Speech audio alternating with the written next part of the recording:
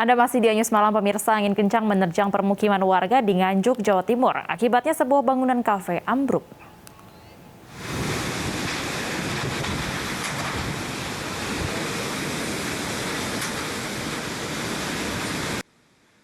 Inilah rekaman video amatir warga saat angin kencang melanda desa Ngepung, Kecamatan Patian Woro, Nganjuk, Jawa Timur.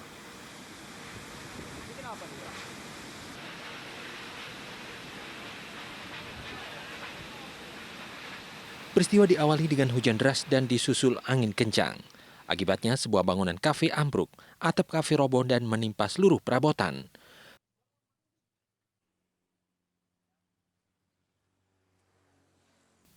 Pasca peristiwa ini, para karyawan kafe berupaya mengais surat-surat penting dan barang-barang yang masih bisa diselamatkan.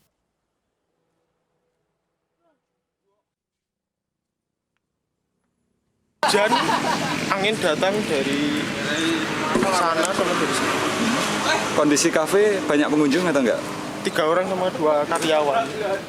Terus langsung Ya. roboh. Selamat semua, Mas? Alhamdulillah selamat.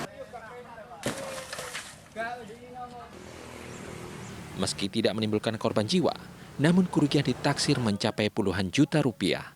Dari Nganjuk, Jawa Timur, Mukhtar Bagus, iNews melaporkan.